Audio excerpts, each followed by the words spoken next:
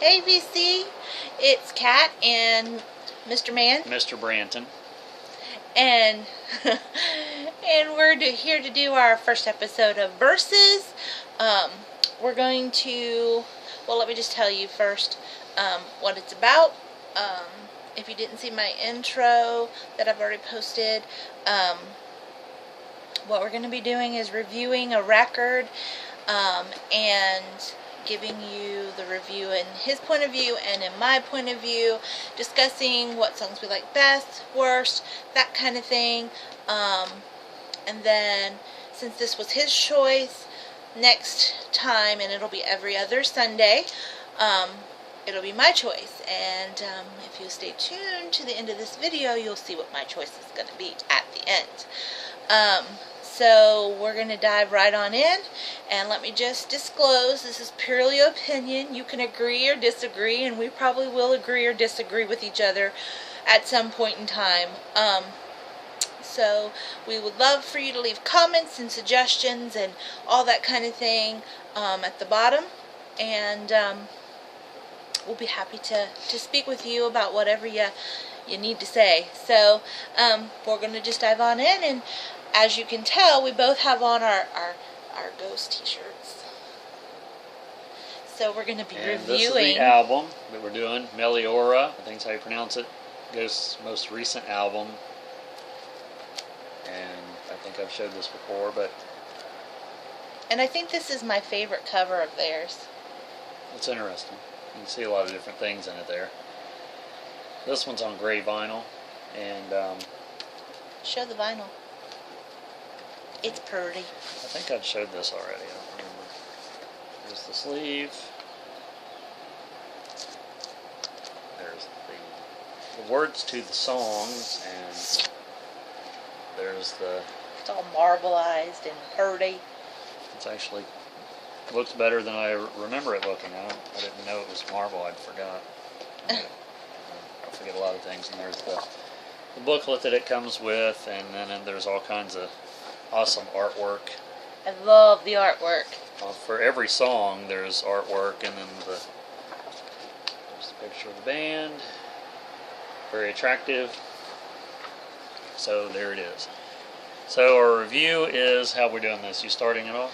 Well, I think we'll just discuss it, and like you can jump in at any point in time, and I'll do so. I'll jump in.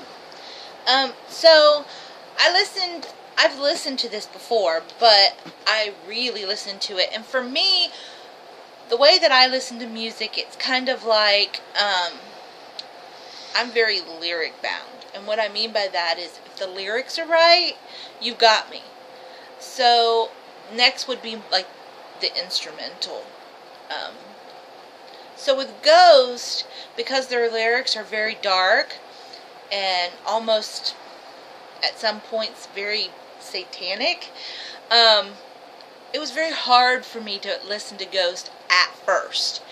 But the more I listened to them, I liked them, and I don't really know why, because I really don't care for their lyrics too much. However, I do have a few favorite songs, one in particular off of this album. So It's that one. Yes. Cerise, I think is how you pronounce it. Yes. Is that right? Cerise? Yes. That is my favorite song, Cerise. It's very raw. I mean, the bass line is just so in your face, and I just love that song. I love the lyrics to the song. I love everything about the song. The music video? Yeah, I love the music video. I love everything about that song. It's the best song, in my opinion, off of this album, in my opinion. You have anything to say? Well, I like the whole album. I like it as a whole, because a lot of albums, depending on the group and the type of music, I like to take them as they are. But then it's just natural to pick and choose your favorite songs. On this album, I like From the Pinnacle to the Pit, which is also a video. That's my second favorite. And then He Is a really good one, which they have a lyric video for that one. I seen him do that acoustic in a record store. I think it was Amoeba, but I'm not sure. And that was probably their best performance of that acoustic set, because they've been doing a lot of acoustic sets, and then they incorporate that into their regular show, I think, now too. But what else? Well, I guess for me, the worst song on this album is He Is. I don't like that song at all. I really don't. I Why? found myself skipping it, actually. I Why? listened to it twice, and then I was like, I don't like this song, and I skipped it. Why?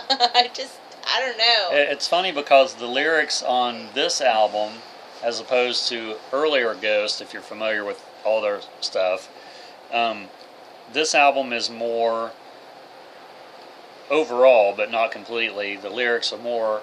It could be taken from a Christian perspective, even. I'm not saying that that's what they're doing, because they're not. But it's more generalized, and it's not right in your face like the first album lyrics was. Right. And that's why she didn't like them initially, because the first stuff that she'd heard was their earlier stuff. And they're still the same band in a lot of ways, but they have supposedly a different singer now, the third lead singer. But a lot of people think it's the same guy, just wearing different masks or makeup or whatever.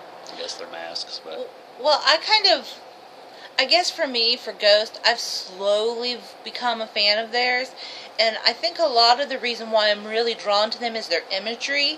I love their imagery. Mm-hmm. Their imagery is, I mean, they're mysterious and very,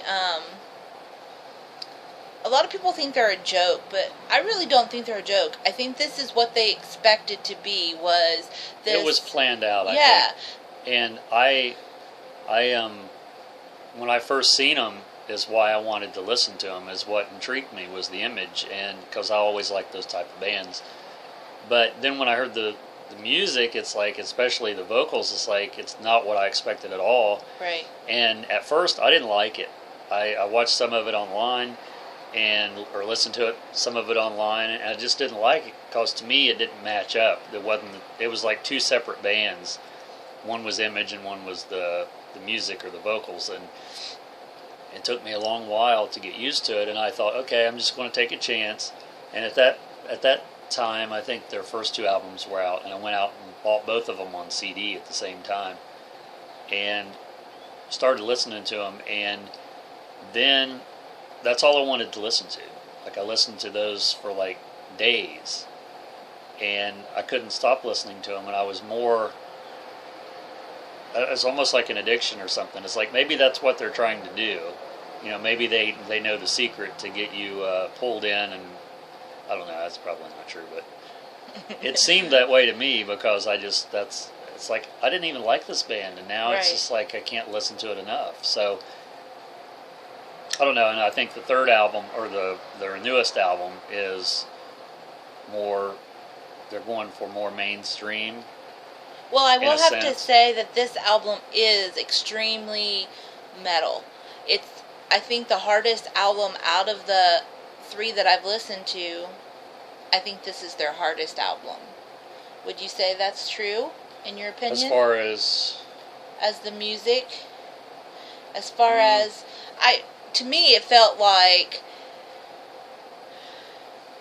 there was just a lot more guitar riffs, and the bass line was heavier, and I think everything just kind of played right for me, for the most part. I think the first album is more, I don't know what even word to describe it, more rocky sounding, which is not what the word I wanted to use, but I think it's more that way than this album. But this album has elements, all of their albums have elements of that.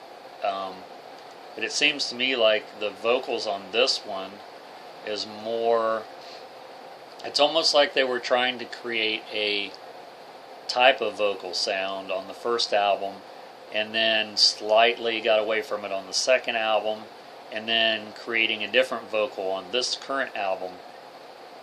And it's hard to tell if it's the same guy or not, that's I guess irrelevant, but it's almost like he was singing on purpose in a different way, True. And now he's singing like he really sings. To me, that's my perception. I don't know if that's accurate or not, because no one really knows this, supposedly. Right. They're supposed to be all like incognito. No one's supposed to know who the nameless ghouls are or who Papa is. But there's lots of rumors floating around who they are, and even to the point where it was rumored that Dave Grohl was playing drums for them as a nameless ghoul, but I sincerely doubt that is true. He might have played one show, but no one has any, from what I've read and seen, no one has any proof of that. Right. Maybe there is proof. I haven't seen anything, but... So, this band is from Sweden, if you didn't know. It's a Swedish band, and they don't have any type of accent when they sing, so you can't really tell if they're Swedish or Norwegian or whatever. Well, the interviews that I've seen with some of them sound American and some of them don't, but you don't know if it's the same guy. I mean, if you're a real hardcore fan, you would know which one's which just by looking at them, because they have their symbols on their outfits. Yeah, they go by symbols. Which they didn't do that in the beginning. I guess the fans started calling them fire and water and whatever, so then they started putting the symbols on their lapels or whatever. But I don't know if it's the same one that normally does interviews or if they're different ones. I mean, I've seen them all together in one cluster as a band, and they've talked to 2 or 3 different ones, and some of them don't really say much at all, and in others it seems like they're the mouthpiece, because the lead singer doesn't really do interviews for the most part. Right. Another song that I liked off of the album was Mummy Dust. That's a decent song. I really enjoyed that song too. That's a decent song. At first I didn't understand what he was saying, because they say mummy dust like that, and it's like you don't really understand what he's like freaking saying until you realize the title of the song is Mummy Dust, and you're like, oh, that's what he's saying. Lyrics, see if you can even see them. You don't have your glasses on. It says my mummy dust. Yeah, my mummy dust. And he says it really quick. It's like my mummy dust. And it's a great song though. I really enjoy that song as well. It's got creepy elements in it, which a lot of their songs have. They have a keyboardist, so they have that ethereal feeling through a lot of their songs. And I think it adds to the atmosphere of the band. It creates that sure it does. Mystery sort of feeling like you see when you watch Scooby-Doo. I agree. Not so much. But yeah, there's 2 instrumentals on this album.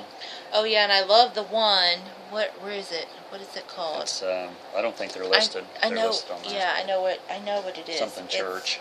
This one. There's Devil Church, and it's that one that I like. Sposnata,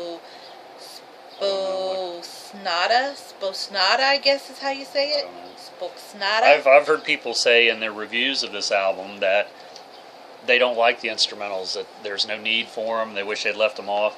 I disagree with that. If you think about any hard rock or classic rock, even metal albums to a certain degree, Iron Maiden comes to mind. A lot of Iron Maiden albums had instrumental. I think almost all of them might have had at least one.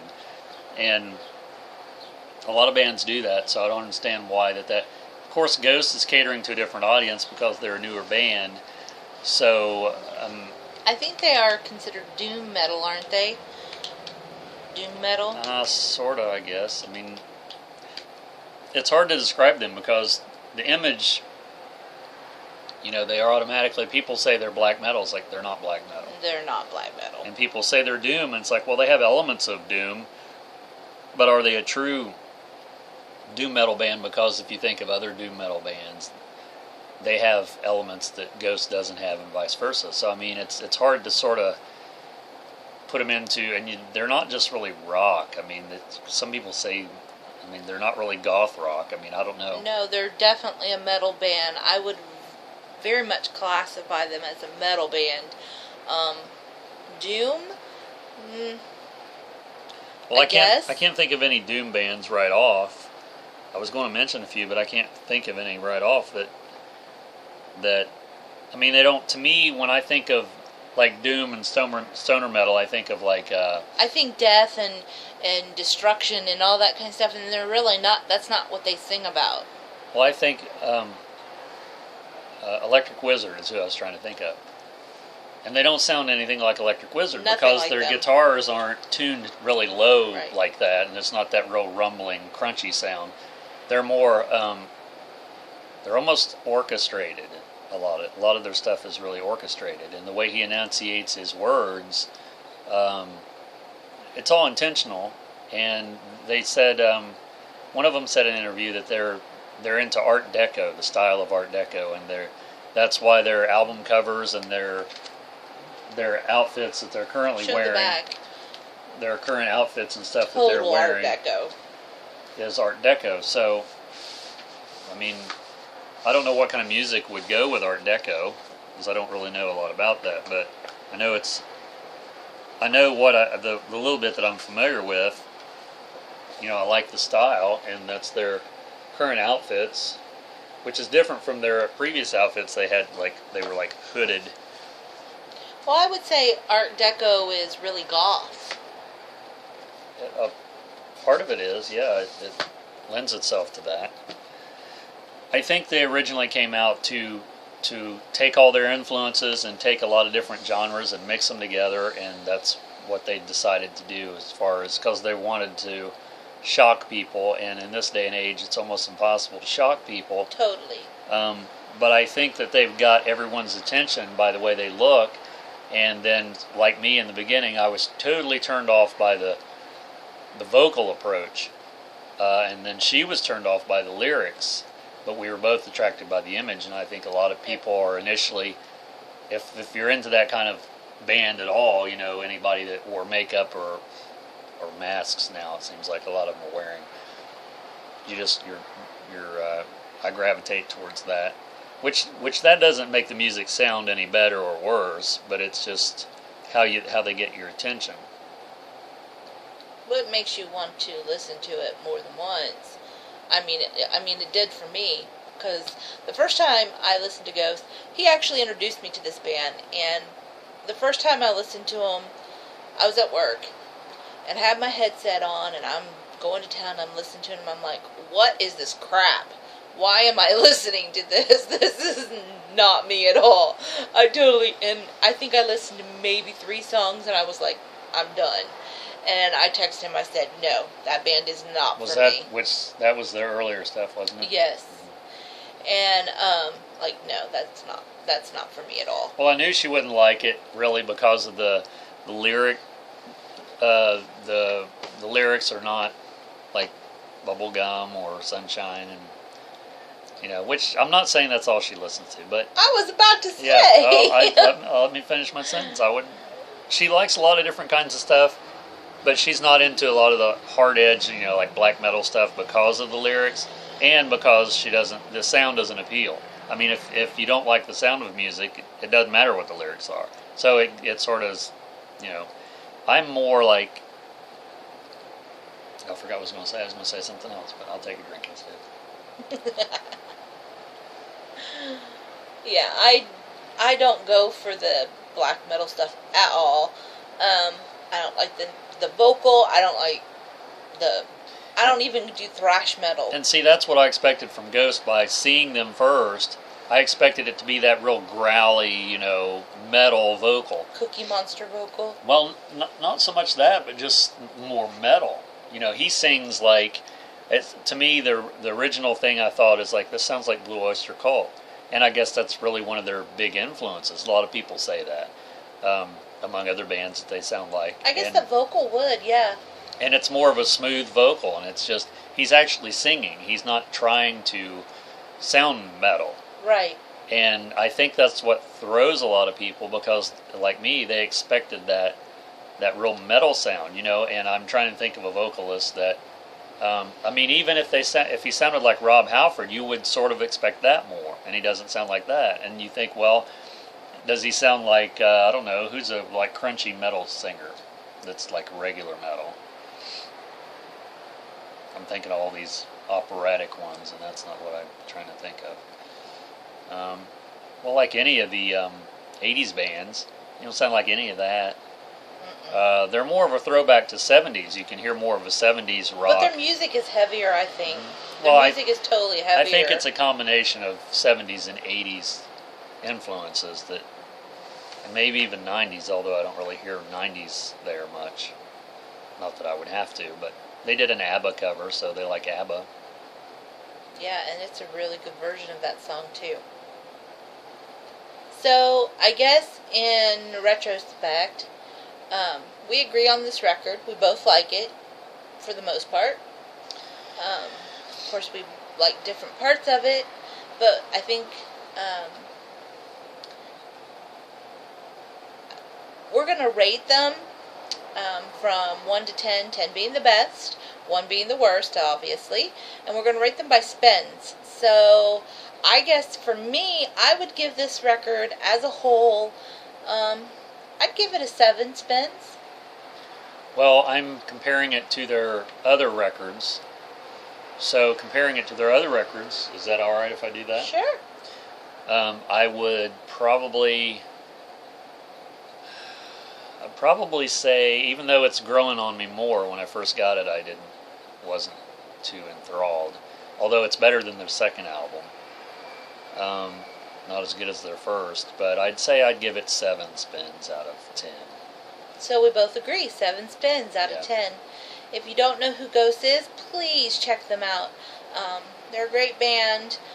They do take some getting used to if you're not into that typical. Yeah, give yourself a kind of challenge and put on one of their albums, listen to it online, whichever one, or just some of their songs. Give yourself a challenge and try to like it. But you have to give it a few listens, potentially, before you're going to sort of get it. You sort of understand what they're doing once you listen to it enough, I think. Or at least I did. I agree with that statement completely. I do have to say I am a DECUSS fan now. So, way to go, DECUSS. You made me a fan. So, to end this, I'm going to tell you what we'll be doing next time. And, I think we're going to go in another direction completely. Now, just keep in mind before I say this, we both listen to a lot of different genres. So there ain't no telling what you're going to get on this series. So, we're going to go from metal. And I don't know what this is before she says it, so. He has no idea. We're going to go from metal to country. Which country? The United States. Ah. We're going to do... From Sweden to the U.S. Yes. Hillbilly Deluxe, Dwight Yoakam. That's easy. That's our next one. Stay tuned. Thanks for watching. Be sure you leave your comments below. Subscribe to me if you haven't subscribed, or subscribe to him, or both. Both. Very glad that you got to watch, and we'll see you soon. See ya.